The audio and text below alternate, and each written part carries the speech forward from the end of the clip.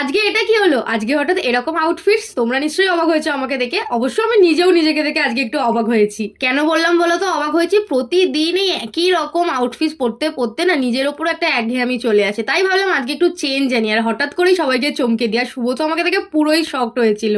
আজকে আমি যাচ্ছিলাম কলেজে অ্যাডমিট কার্ড নিতে, আর অটোয় যেতে যেতে ভাবলাম চলো একটু সিনেমার মতো ফিল নেওয়া যাক। নায়িকাদের চুলগুলো কি সুন্দর ওড়ে, দেখতে কি সুন্দর লাগে। কিন্তু আমার আশায় তো পুরোই জল ঢেলে দিল। ও মা, দেখতে সুন্দর কোথায়, চুলগুলো এমন ভাবে উঠছিল দেখতে পুরো বান্দর লাগছিল। দেখেছো শুভ আমার জন্য ওয়েট করছিল ওখানটা। যাই হোক, এসে আমাকে খুব বলছিল তোকে আজকে খুব সুন্দর লাগছে দেখতে। আজকে আমার বোনও আমাকে দেখে শকড হয়ে গেছে। রোজ দিন একই রকম ভাবে আমাকে দেখে, আজকে হঠাৎ করেই সবাইকে শকড করে দিচ্ছে। আজকে মোটামুটি বেশ কয়েকটা কমপ্লিমেন্ট পেয়েছি, তবে নিজেকে আমার একটু চেঞ্জ লাগছিল, কিন্তু অতটাও ভালো লাগছিল না। আচ্ছা, তোমরা আমাকে কমেন্ট করে জানিয়ে দাও যে আমার আজকের লুকটাই তোমাদের কেমন পছন্দ হয়েছে আর আমাকে কেমন লাগছে সত্যিকারে। যাই হোক, তারপর একটু খেয়ে নিচ্ছিলাম চানা, মানে আলু কাবলি, আর ব্রেকফাস্ট করেছিলাম লুচি তরকারি। আর এখানে নাচছিলাম কেন বলো তো? ফটো তোলার আনন্দে। কলেজ থেকে বেরিয়ে আমরা খাওয়া দাওয়া করে নিয়েছিলাম, তারপর এদিক ওদিক একটু ঘুরছিলাম। আর যেতে যেতেই রাস্তাটা চোখে পড়ে, এত সুন্দর ভিউটা লাগছিল। শুভ তখনই বলো চল তোর কটা ফটো তুলে দিই। আমি তো এক পায়ে রাজি, শুনে তো নেচেই দিলাম। ফটোগুলো কোনো এক সময় তোমাদের সাথে শেয়ার করবো। দারুণ দারুণ ফটো এসেছে। তো চলো, আজকে তো ফটো তুলে আমি খুবই খুশি হয়ে গেছিলাম। তারপরে পড়াতে চলে এসেছিলাম, তারপরে এত টায়ার্ড লাগছিল যে তাড়াতাড়ি বাড়ি চলে এসেছিলাম। তো চলো আজকের মতো টাটা।